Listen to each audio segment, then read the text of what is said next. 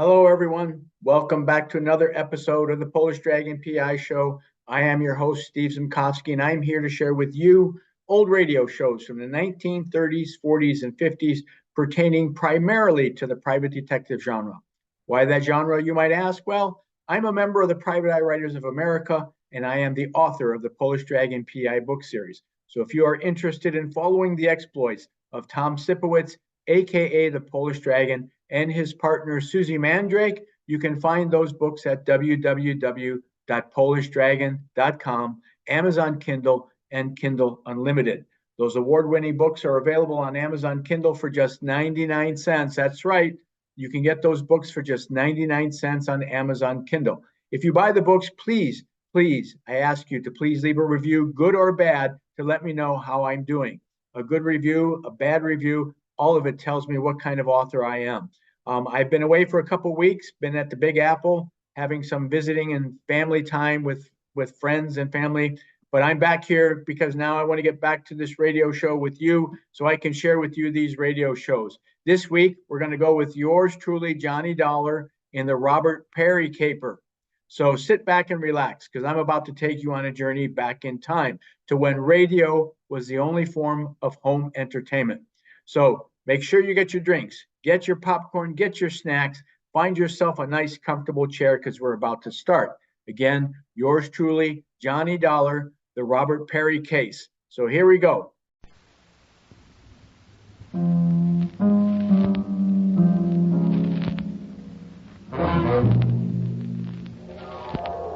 The Columbia Broadcasting System presents yours truly, Johnny Dollar.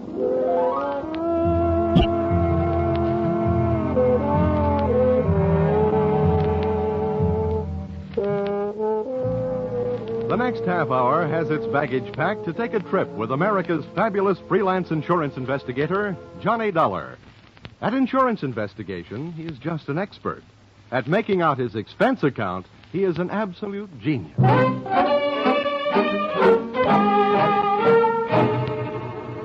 Expense account submitted by Special Investigator Johnny Dollar to Home Office, American Continental Life Insurance Company, Hartford, Connecticut. The following is an accounting of my expenditures fulfilling your assignment as a bodyguard, the body being that of your late policyholder, Robert W. Perry. Expense account item 1. Fare on night train Hartford to New York, $3.80. Expense account item 2. $1.80 taxi to Lower Manhattan the following morning. To officers Perry and Van Bruten, importers, arriving as promised at exactly 9 a.m. Good morning. May I help you? Yeah, my name is Johnny Dollar. I have an appointment with Mr. Perry for 9 o'clock. Oh, yes, from the insurance company. Well, you're right on time. Yeah, they told me I'd better be. Mr. Perry just came in. He's alone and waiting for you. I'll buzz him that you're here. Thanks.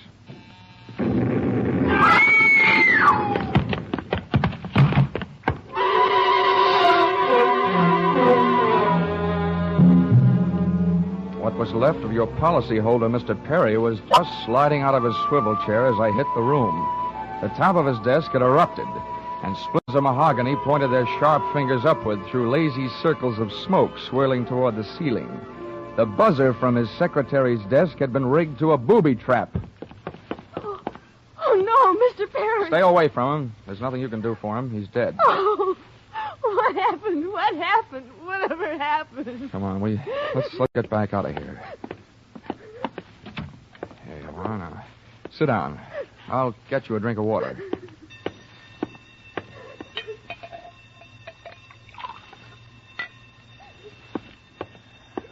There you are. Now, just drink this. What happened? We heard an explosion. I turned in an alarm. Is anybody hurt? There's a doctor on the third floor. Should I call him? Never mind the doctor. Call the police. And nobody gets in here until they arrive. Now, the rest of you, go on, beat it. Run along. And turn off that alarm. Okay, miss. Now, just take it easy. But it was all so sudden. What happened? Well, that's not too hard to figure out. Somebody wanted to give your boss, Mr. Perry, a shortcut through life. So, whoever it was, figured out that a secretary would never buzz her boss unless he was at his desk. They rigged up a bomb somewhere in his desk that would go off when you buzzed him. Oh, but then I killed Now, him. wait a minute. Don't get hysterical on me. There's excitement enough around here, and there'll be plenty more when the police get here. Keep cool. But I did it. You saw me do it. Look, the way you put it, I killed him by coming in here and giving you my name so you'd buzz him. Drop it, will you? I'm sorry. Now, what about yesterday? Was he here? Yes, all day. What time was it when you last used the buzzer? Right up to the last minute, about 5:30. Who left the office first, you or Perry? Mr. Perry, he always leaves first, and I lock up. Well, from the looks of things, you should have used more locks last night. Somebody got in here to do some wiring. Uh-oh, I forgot that fire alarm. All that equipment and no fire. Look, before the police arrive, do you know why I was sent here? Yes. Mr. Perry recently felt that his life was in danger. He thought that, well, with a $100,000 policy, the insurance company would do everything they could to help keep him alive. Well, we didn't have much of a chance, did we? What was he afraid of? I don't know. Okay. What were his other appointments for today? He only had two. His partner, Mr. Van Bruten, at 11, and then... One at a time now. Van Bruten. Anything special about their meeting? Yes. Mr. Van Bruten arrived just yesterday from Holland. You mean there was a branch of this firm in Holland? Yes, and Mr. Perry was buying out Van Bruten's interest. They had their final meeting at Van Bruten's hotel last night. Oh? And Van Bruten was coming by this morning to pick up his money. Cash? No, a cashier's check. The bank is to deliver it here at 10:30. Now, quick. Perry's other appointment. Who was that? Christine, his wife. Oh, yeah. Now Christine, the beneficiary. Yes, but she wouldn't have been the beneficiary in another 2 weeks. They were getting a divorce. Thanks for the motive. You don't like her? I didn't mean it that way. How about Perry? Did you like him? Okay, well, here's an easy one. What's your name? Susan Gates. Now, isn't that about enough? Okay, Susan, you'd better save your voice. During the next few hours, you're going to have a lot of talking to do. Oh, here come the firemen, and we haven't even got a child to ask them to save. Where's the fire? I'm looking for a fire. Just stick around. When the cops get here, somebody will get burned.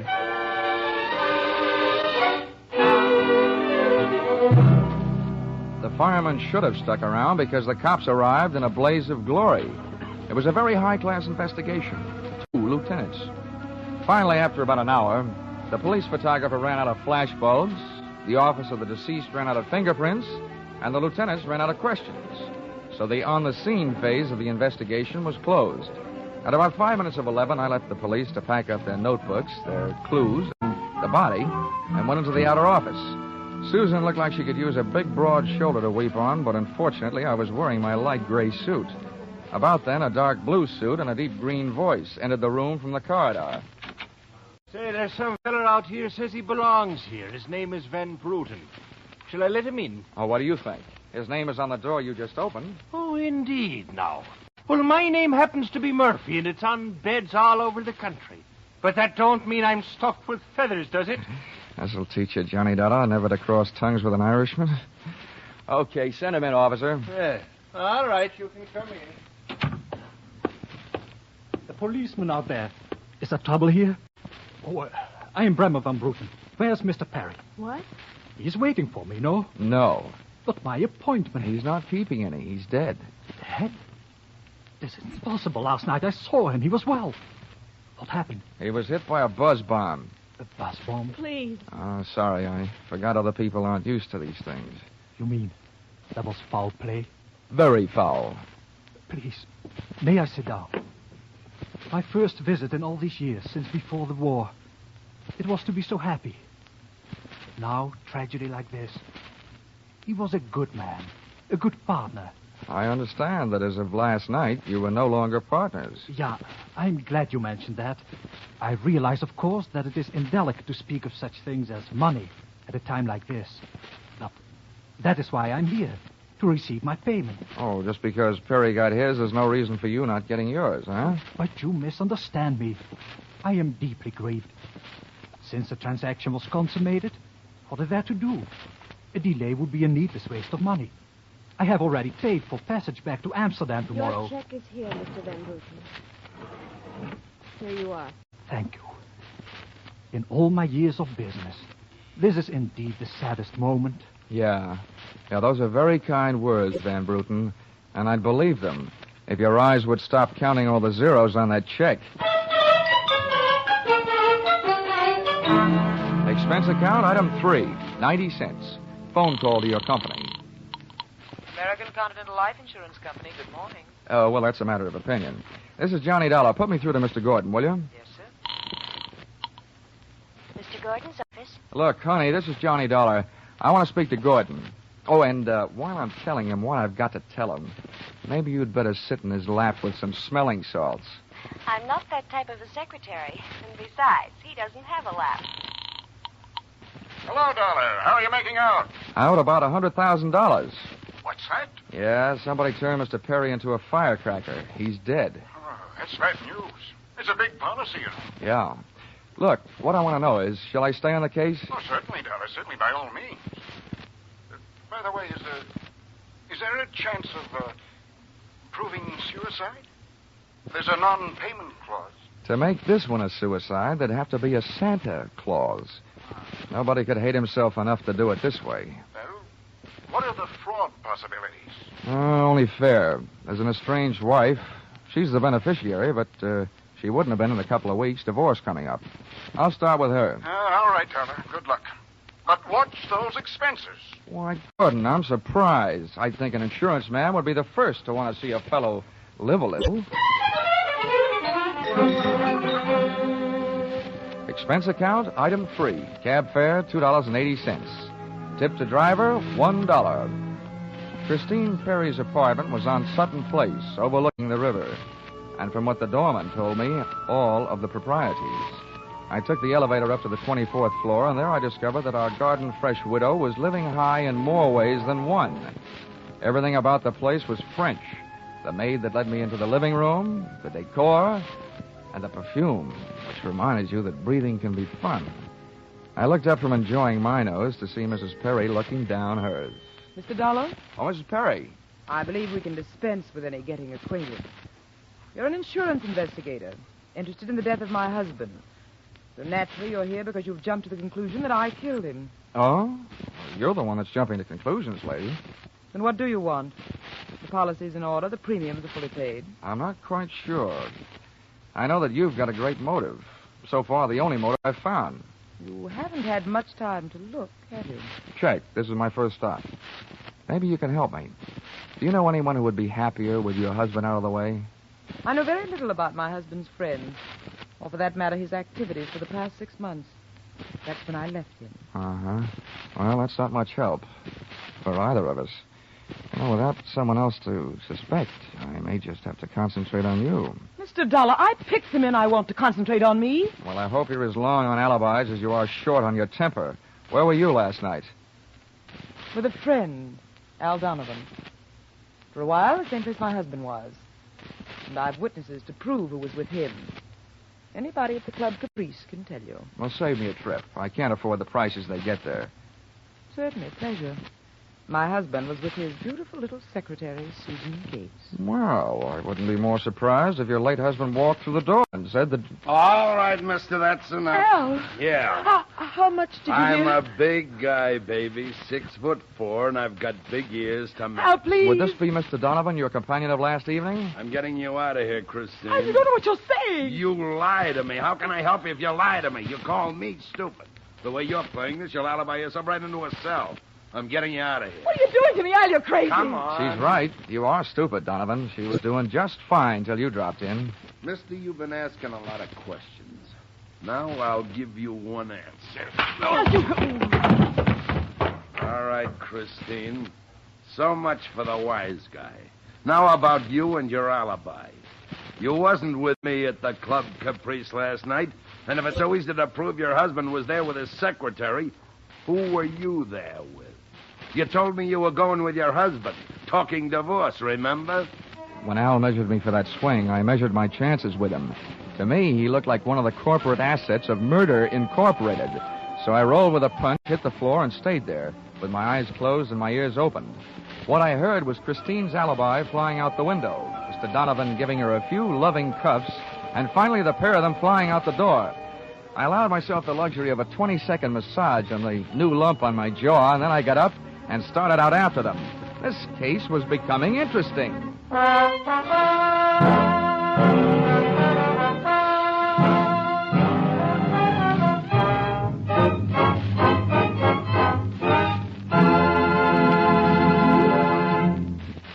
In just a moment, we'll return to the second act of yours truly, Johnny Dollar. But first, this important message. $60 million is what the Red Cross needs to carry on its great work in 1949. If this seems like a lot, just try to review briefly the various activities of the Red Cross. It can't be done briefly. Red Cross services extend into every area of our lives, bringing care, comfort, and recreation to the men of the armed forces, bringing first aid training, nutritional programs, nursing services, blood banks to our own communities. And all the time, as these activities go on uninterrupted, the Red Cross is holding itself ready to spring into instant action in case of disaster. Fire, flood, explosion, any sort of catastrophe finds the Red Cross on the scene with food, clothing, and medical care. 60 million isn't so much in the light of such activity. We can make it with each of us contributing. We're giving to our own safety, security, and peace of mind, and to our neighbors, too. So let's give generously to our own Red Cross. And now back to the second act of yours truly, Johnny Dollar.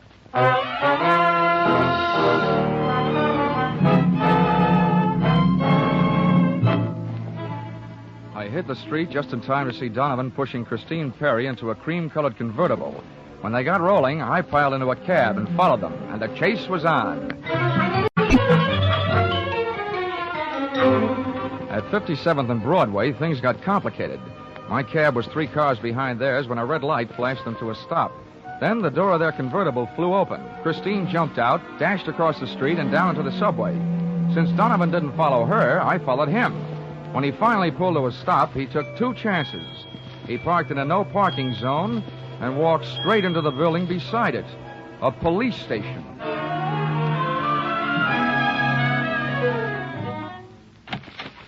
This is Mr. Dollar, Lieutenant. He's been waiting for you for some time. Huh? Well, you can wait outside, Sergeant. Okay, sir. My name is Johnny Dollar, Lieutenant. Here are my credentials. Insurance, huh? Yeah, the Perry murder in particular. Well, you've come to the right place, Dollar. A man named Donovan just walked in here and made a full confession. He what? That's right. My clerk's just typing it up. In the meantime, the gentleman is down in the tank having a bite of lunch on the city. He confessed. Does his story add up? As far as I know. I haven't heard too much about the case myself. It's not in my precinct. What did he use for a motive? Jealousy. Says he's in love. Wanted to marry Perry's wife.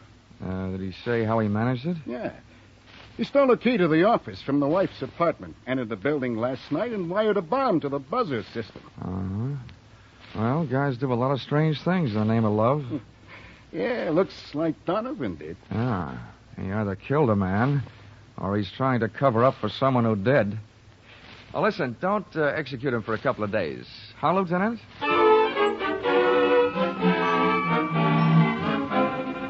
I spent the rest of the afternoon downtown in the offices of Perry and Van Bruten, importers.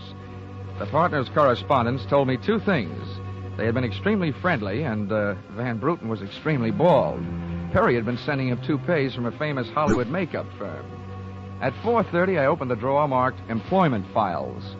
They rocked me with 2 minor explosions of their own. The folder marked Donovan Albert J.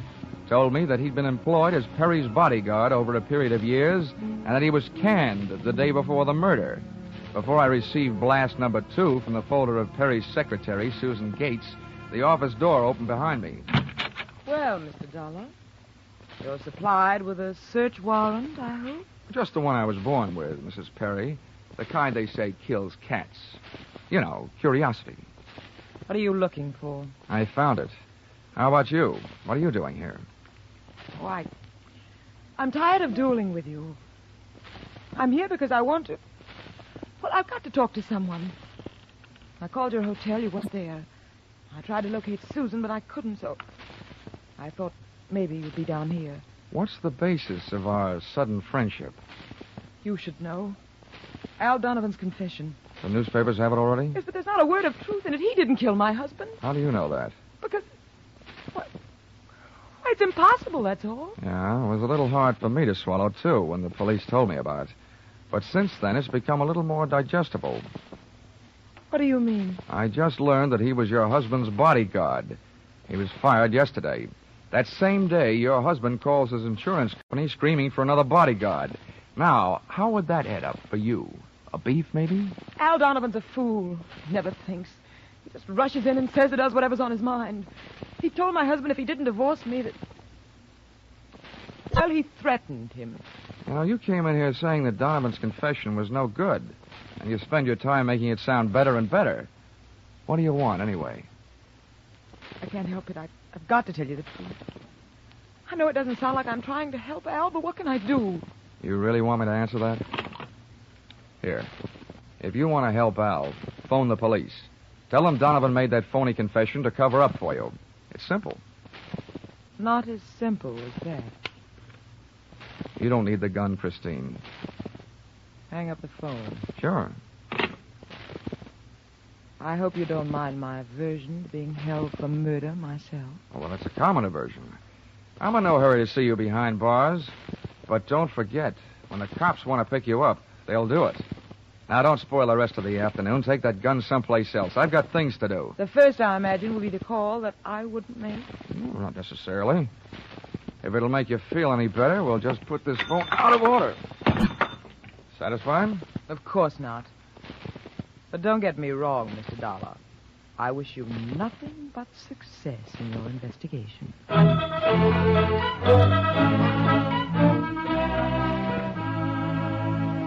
I puzzled over that exit line for a few seconds after she'd gone, and then I went back to the company's employment file, namely the application for employment as secretary of Susan Gates. It informed me that during the war she had worked in a munitions plant. Her specialty, wiring bomb fuses. When Miss Susan Gates reached home at 8:30 that evening, she found a visitor, me.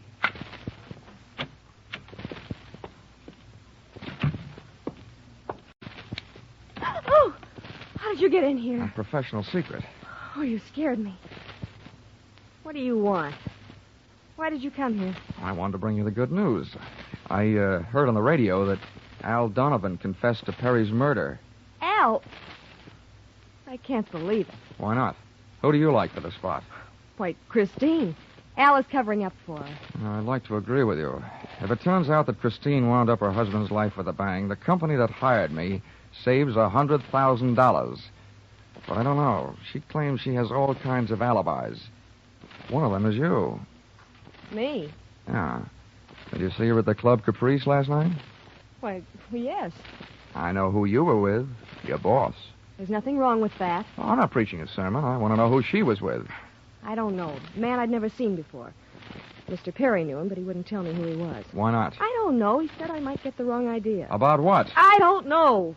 We didn't sit there and talk about it all night. Why should we sit here and talk about it all night? All right, all right. When a census taker shows up and asks a lot of questions, people answer them. When an investigator tries to do his job, they make the proverbial clam look like a blabbermouth. Look, Mr. Dollar, believe me, this has been a greater shock to me than to anyone else. Excepting, of course, your late employer, Mr. Perry. How long did you work for him?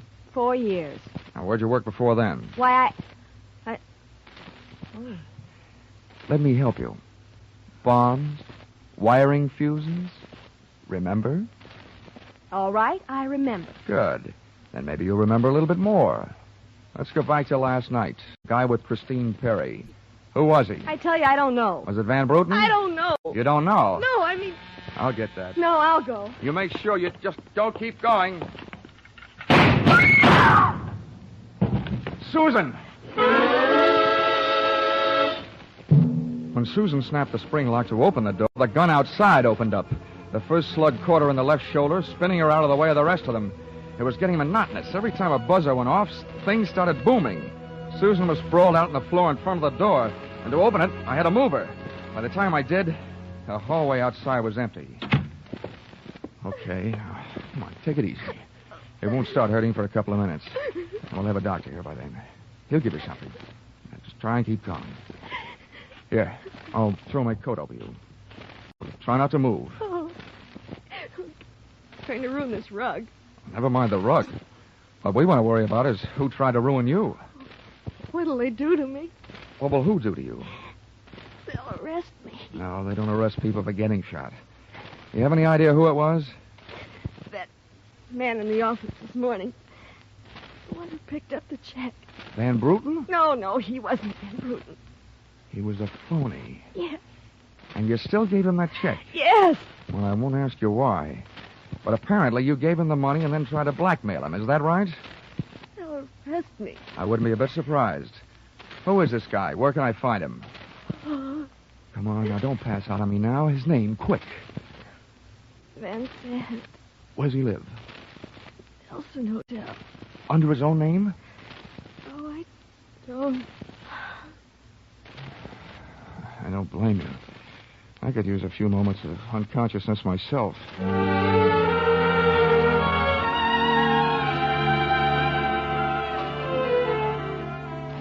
The Nelson Hotel didn't have a Dutch name on the register, so I got a hold of the housekeeper and found out how many rooms his staff hadn't been able to make up all day because of do not disturb signs on their doors.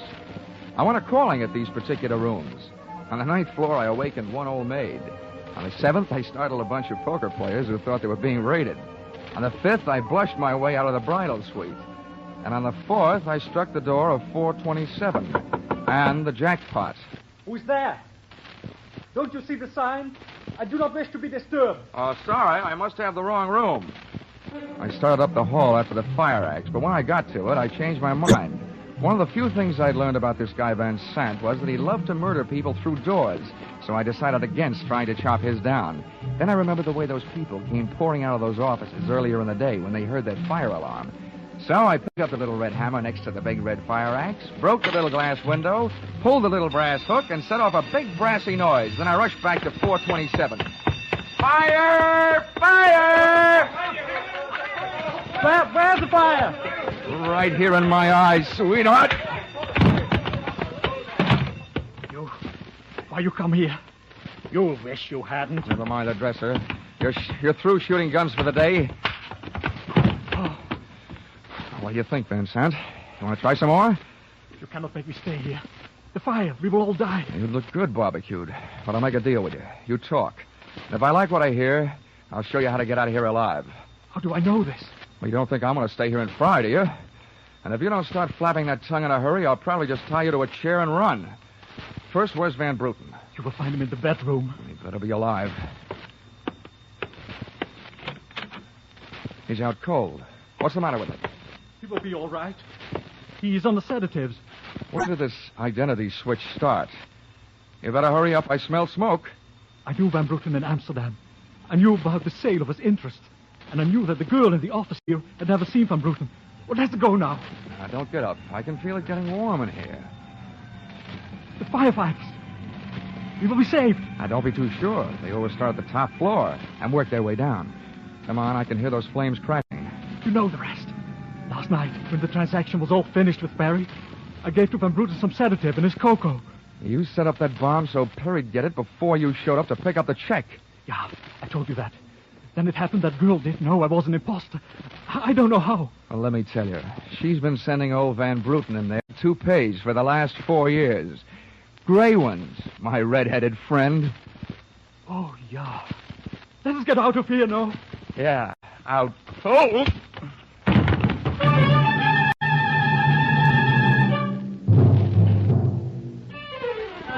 Expense account item 4, $1.40. Night letter informing you that American Continental would have to meet payment of claim to Mrs. Christine Perry, innocent widow of the insured.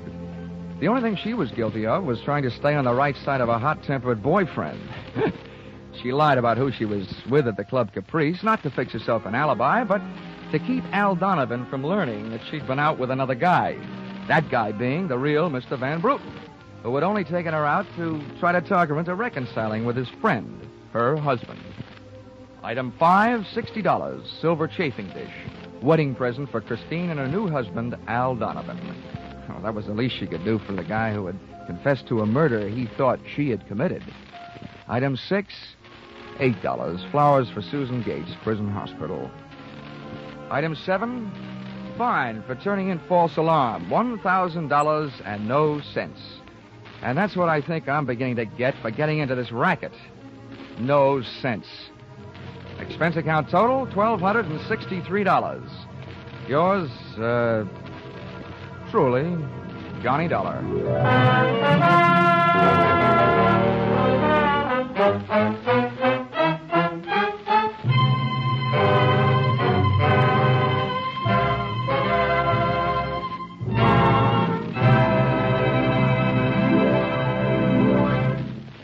In just a moment, we'll tell you about next week's Johnny Dollar adventure.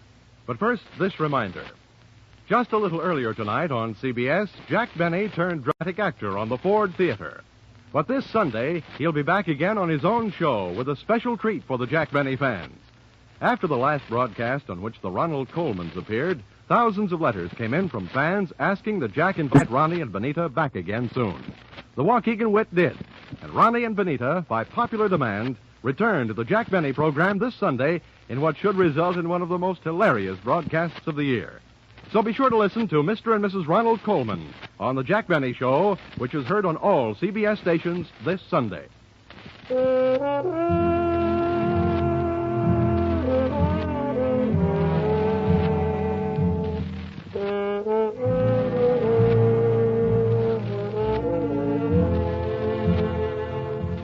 Listen in again next week when CBS brings you Yours Truly, Johnny Dollar, with Charles Russell as Johnny. Yours Truly, Johnny Dollar is written by Paul Dudley and Gil Dowd, with music by Mark Warno, and is produced and directed by Richard Sanville for CBS, the Columbia Broadcasting System.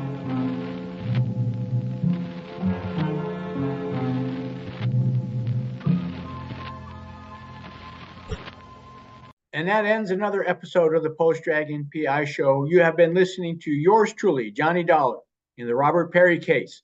Make sure that if you enjoy the show, you click like, subscribe to the channel, and let me know what you think of the show. Let me know what you think of the Polish Dragon PI books. If you are interested in them, they can be found at www.polishdragon.com, Amazon Kindle, and Kindle Unlimited. Until next time, have a good week, everyone. Bye-bye.